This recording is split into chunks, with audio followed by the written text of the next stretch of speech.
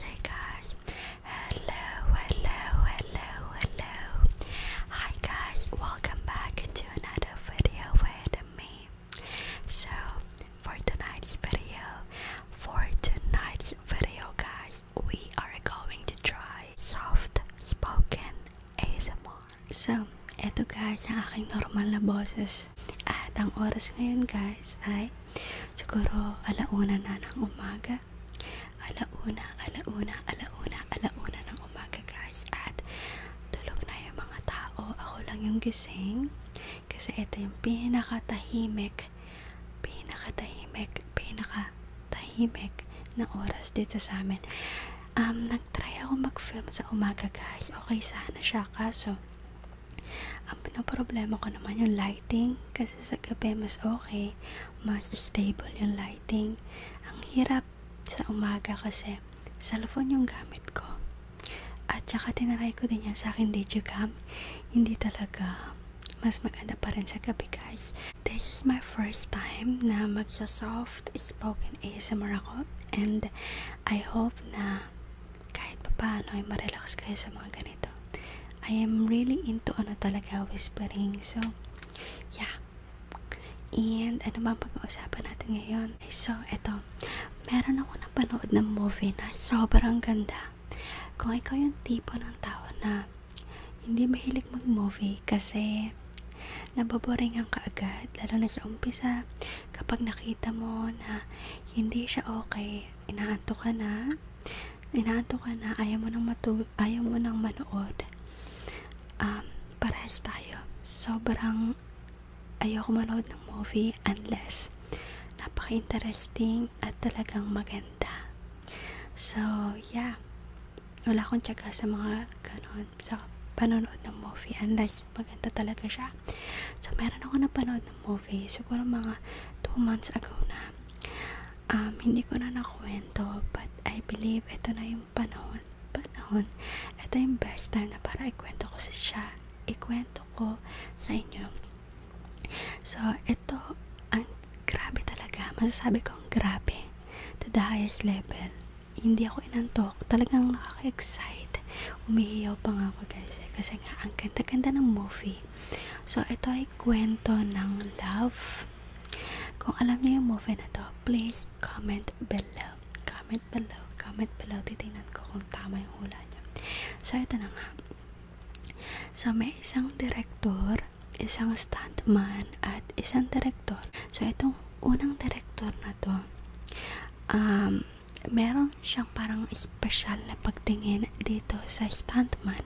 May shooting sila, for example, ngayon yung shooting, may shooting sila, at mamaya may usapan sila na magkikita sila for dinner.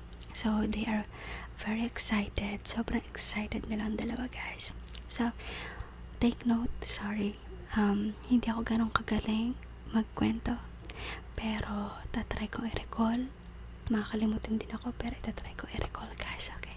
So, mabalik tayo. So, habang nasa shooting sila, guys, sobrang taas ng inakyat ni stuntman, at nung sinabihan na siyang parang lumipad, biglang may nangyaring aksidente. Itong babaeng direktor, wala siyang nakuwang kahit anong message dito sa lalaking stuntman, kahit isa. So, doon naman sa part ng stuntman, guys, sobrang frustrated siya, disappointed sa nangyari, kaya hindi siya nakabalik doon sa director. Makalipas ang 5 taon, 6 na taon, may isang director, tatawagan natin pangalawang director, ang kumontak dito sa stuntman na kung maaari ay maging stuntman muli para sa gagawing movie nitong first director. So, nagalangan siya kasi alam niyang meron silang something nitong first director, at medyo hindi sila tapos sa kanilang nasimulan. Pero napapayag siya nitong second director kasi talagang pinipilit siya kahit ayaw niya talaga. So, nasabi ko ba na yung stuntman ay na-aksidente? So, bali pala yung stuntman guys ay nagkaroon ng severe damage. Nakalimutan ko lang kung saan banda. Pero, naka-recover na siya that time na nakipag-communicate itong second director.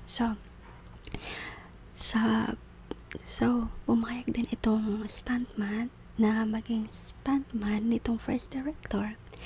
At pagpunta nitong stuntman doon sa pagsushootingan, hindi pala alam nitong first director na siya yung kuko ng stuntman.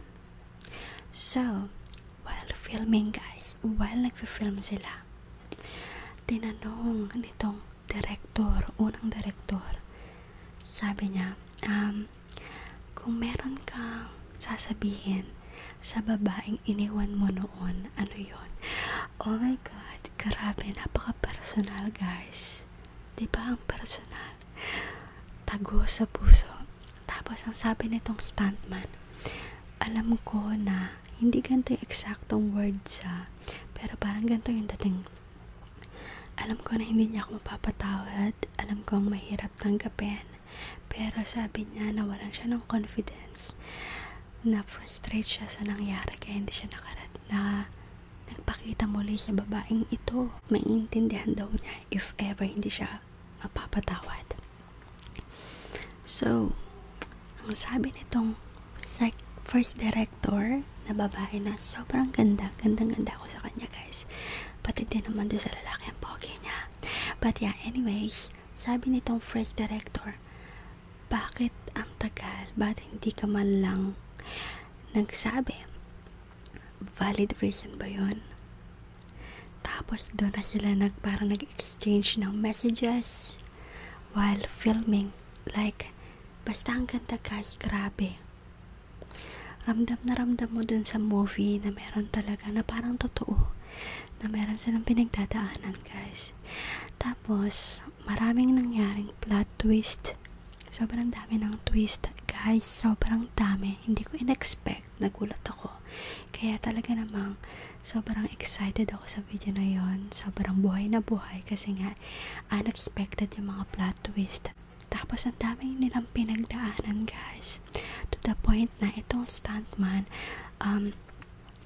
parang ano siya, pinarame up na siya daw ang nag-kill, na siya daw ang may kasalanan kung bakit nawala yung co-actor niya. So, pero ang totoo, basta guys, ayoko nang sabihin kasi baka panoorin nyo at ayokong mabawasan yung excitement nyo. So, hanggang doon na lang yung makakwento ko. Kung gusto nyo panoorin guys, kung gusto nyo panoorin, ilalagay ko sa link sa description box na lang. Okay? Description box. Okay.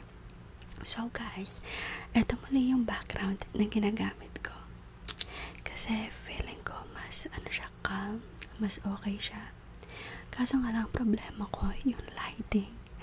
Kasi sabi nyo medyo maliwanag. Itatry kong babaan yung exposure. Let me know guys kung okay na or hindi. Let me know. So far, ito yung gusto kong background for today's video. And sana ay magustuhan nyo guys. So, meron pala akong i-share guys.